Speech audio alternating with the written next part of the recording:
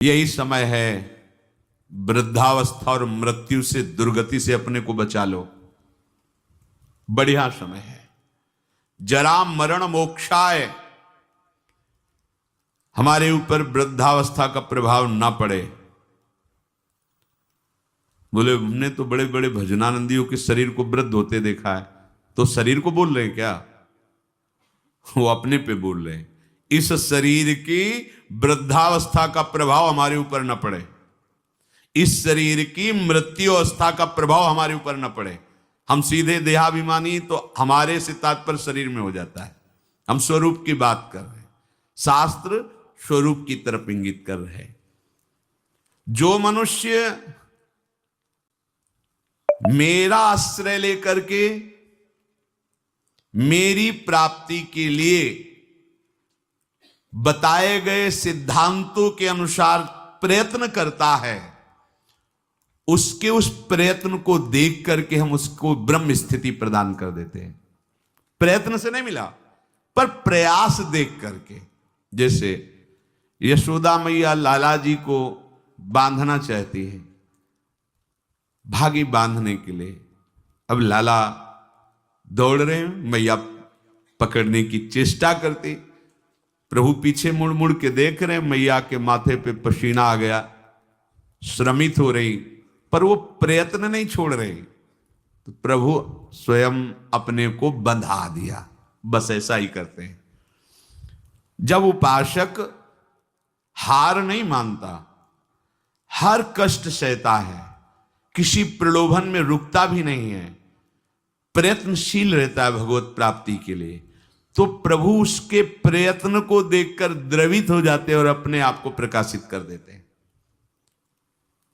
अगर हम प्रमाद स्थिति में रहेंगे तो असाधन होता रहेगा, तो असाधन अर्थात पाप, पाप होता रहेगा तो भजन में प्रवृत्ति ही नहीं होगी। पाप रहित जीवन ही दृढ़ भजन के योग्य होता। बहुत सावधान रहना चाहिए, कोई भी असत क्रिया नहीं हो। बहुत बड़ा इनका दंड मिलता है, ये जीव जानते नहीं, अज्ञान की धरा में मनमानी आचरण करते रहते हैं। भयंकर गतियां, इन सबसे हमें मुक्त होने का अवसर मिला है। जो मेरा आश्रय लेकर के मेरे द्वारा बताए हुए सिद्धांतों का, प्रभु ही संत रूप में, गुरुदेव के रूप में, शास्त्र के रूप में, ब्रह्म ऋषियों के रूप में हमें मार्ग बताते हैं, हम प्रयास करें, पूर्णता उनकी तरफ से हो। हम शरणागति का प्रयास कर रहे हैं, पूर्णता उनके हाथ में है। हम उनकी प्राप्ति का प्रयास कर रहे हैं, ये उनके हाथ की बात है। कब कैसे हमें मिलेंगे, कौन सी स्थिति देंगे, ये उनके ऊपर की बात। हमें उसका चिंतन नहीं करना, हमें ये चिंतन करना है कि आराध्य देव के सिवा और कुछ चिंतन ना होने पावे। उस ब्रह्म को, संपूर्ण अध्यात्म को और संपूर्ण कर्म को वो जान जाते हैं। जरा मरण मोक्षाय मामाश्रित यतन्तिते, ये वृद्धावस्था और ये मरण अवस्था, जीते जी मुक्ति प्राप्त करने के लिए मानव देह मिला है। अगर आप प्रयासरत रहे, जीवन में अनुभव आपको नहीं हुआ और कभी भगवद आश्रय छोड़कर आप इधर उधर भटके नहीं, तो आपका शरीर पूरा होते होते भगवान अनुभव करा देंगे। पीछे ऐसा वर्णन किया है स्वयं प्रभु ने कि उस समय मैं स्वयं आकर स्मृति रूप से उसके हृदय में जागृत हो जाता हूं, क्योंकि जीवन भर लड़खड़ाते हुए ही सही पर हमारी तरफ चलने का इसने प्रयास किया है। पर हमने महापुरुषों के मुख से सुना है कि जो उपासक बाल्यावस्था से ही भगवान के मार्ग में लगे हैं, उनको इस बात पर नहीं संतोष कर लेना चाहिए कि मरने के बाद भगवान मिलेंगे। नहीं, जीते जी अनुभव करना है। शरीर छूटने के पहले ही हमें शरीर छोड़कर वो स्थिति प्राप्त करनी है जो भागवतिक स्थिति है, बिल्कुल सच्ची। ये शरीर ऐसे ही अनुभव होने लगता है जैसे कोट, शर्ट, बनियान। स्थूल शरीर कोट, सूक्ष्म शरीर शर्ट, कारण शरीर बनियान, लेकिन पहनने वाला अलग है। पहनने वाला न कोट है, न शर्ट है, न बनियाइन है, बिल्कुल अलग प्रतीत होने लगता है। अपना स्वरूप अपने आप से अनुभव में आता है, किसी इंद्रियों के द्वारा नहीं, किसी करण के द्वारा नहीं। अपने स्वरूप का अनुभव अपने स्वरूप से ही होता है, अपने से ही अपने का अनुभव होता है, इसमें किसी अन्य का सहयोग नहीं है। फिर ये साधना क्यों है? क्योंकि ये पवित्र हो जाएं। ये पवित्र हो जाएंगे तो अपने स्वरूप में लय हो जाएंगे, शांत हो जाएंगे। जैसे शांत जल में ही हम देख सकते हैं, ऐसे शांत अंतःकरण में ही सारे भावों का प्रादुर्भाव होता है। इसीलिए भक्ति में भावों में सबसे पहले रखा गया शांत भाव, फिर दास सख्य वात्सल्य कांता सहचरी आदि। शरीर की मृत्यु के पहले ही शरीर का राग नष्ट हो जाए, ये साधना की फलवृत्ति है। जो जीवन में साधना की है, अब शरीर ऐसा नहीं कि जिसका शरीर राग खत्म हो जाता है उसे पीड़ा ही नहीं होती, ऐसा नहीं है।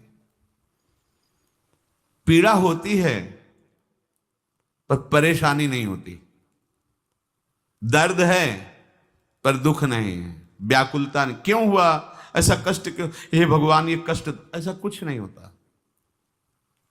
सहज में एक वृत्ति रहती भगवदाकार। अब यहां किसी ने पीटा तो दर्द होगा, क्यों पीटा, ये ठीक हो जाए, कोई वृत्ति ऐसी नहीं आएगी।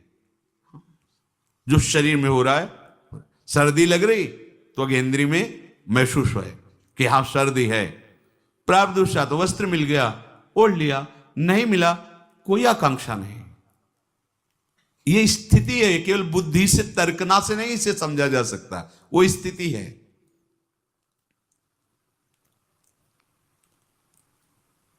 तात्पर्य यह हुआ कि इस मनुष्य शरीर से वृद्धावस्था आने के पहले और मृत्यु अवस्था आने के पहले भगवत प्राप्ति कर लो।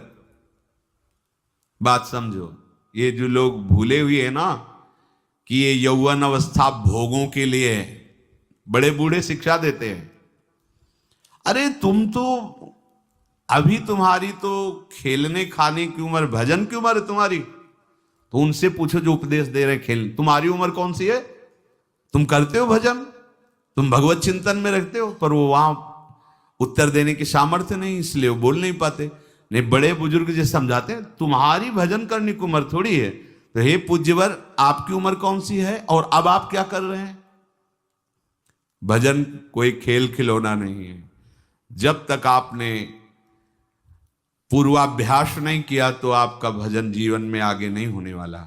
ये भूल जाओ कि लड़का बच्चा परिवार और इनके सब ब्याह बर और सब होने के बाद बुढ़ापे में आराम से जाकर वृंदावन में फ्लैट लेंगे और खूब भजन करेंगे। भूल जाओ, फ्लैट ले सकते हो, आओगे, लेकिन यहां प्रपंच ही करोगे, भजन नहीं कर पाओगे। सत्संग में बैठोगे, सो जाओगे, शब्द समझ में नहीं आएगा, क्योंकि अभ्यास ही नहीं किया है। चार बूढ़े बैठ करके अपनी बहू और लड़का बच्चा की बातें करोगे, प्रिया प्रीतम की बातें कभी नहीं कर पाओगे। देख लेना, जीवन में देख लेना, यदि जीवन में तुमने भजन का अभ्यास नहीं किया तो वृद्धावस्था में भजन नहीं होगा। वृद्धावस्था आने के पहले, मृत्यु अवस्था आने के पहले, चलो वृद्धावस्था का तो समय हमें पता है कि इस शरीर की वृद्धावस्था लगभग इतने वर्ष बाद आ जाएगी, लेकिन मृत्यु अवस्था तो एक सेकंड के बाद भी आ सकती है। इसलिए हमारा ये जो वर्तमान समय चल रहा है, ये भगवदाकार वृत्ति से युक्त होना चाहिए।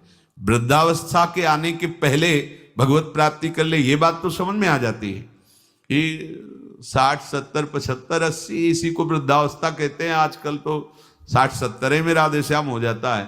अब तो जवाने नहीं समझ में आते कि जवान कौन है भाई, कैसे समझ में आएंगे जवान? 15-16 की अवस्था है। आप अभी सुने थे प्रश्न उत्तर में, एक ने कहा हमें बहुत निगेटिव विचार आते हैं। तो भैया ये तो पाप का लक्षण है। आप पाप कर्मों से अपनी वृत्ति को हटाइए, नहीं तो नकारात्मक सोच आपको नष्ट कर देगी। क्या करते हो तुम? उनका 5 बार हस्तमैथुन नियम से रोज करता हूं। अब आप विचार करो, इस विषय पर ना तो कहीं चर्चा होती है और ना कहीं कहा जाता है। छोटे छोटे बच्चे ऐसी निकृष्ट आदत को प्राप्त हो गए, अब ये जवान होंगे, अब इनमें भगवदानंद की आकांक्षा जागृत होगी, ये कहीं सतमार्ग जान पाएंगे? कदापि नहीं, जीवन ही नष्ट कर दिया। शास्त्रीय सिद्धांत है, गुरुकुलों में इसीलिए बच्चों को रखा जाता था, चाहे राजा के हो चाहे प्रजा के हो। ब्रह्म ऋषियों के शासन में 20-25 वर्ष तक ब्रह्मचारी रहे, वृत्ति निवृत्ति मार्ग पर तो वैरागी बन गए, प्रवृत्ति मार्ग पर तो गृहस्थ में गए। कुछ समय तक गृहस्थ में रहने के बाद स्वतः पूर्वाभ्यास ब्रह्मचर्य का उनका जागृत हो जाता और वो चौथी अवस्था तक भगवत साक्षात्कार कर ही लेते, क्योंकि नींव बड़ी मजबूत थी।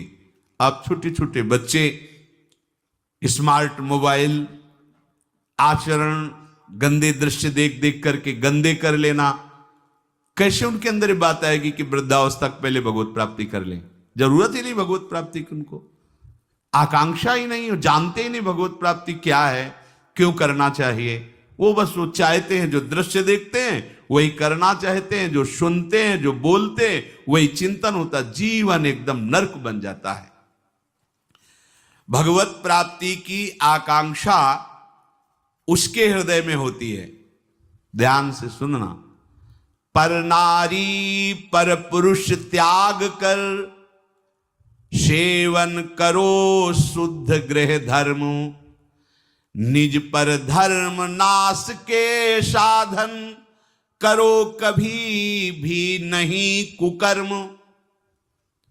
यदि आपको इसी जन्म में उत्तम स्थिति को प्राप्त करना है तो चाहे गृहस्थ हो चाहे विरक्त हो, कभी भी ये विरक्त आश्रम वाले को माताओं बहनों की तरफ कुदृष्टि से भी नहीं देखना चाहिए।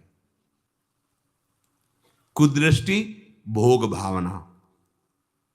जननी सम जानहि पर नारी, धन पराय विस्ते विष भारी,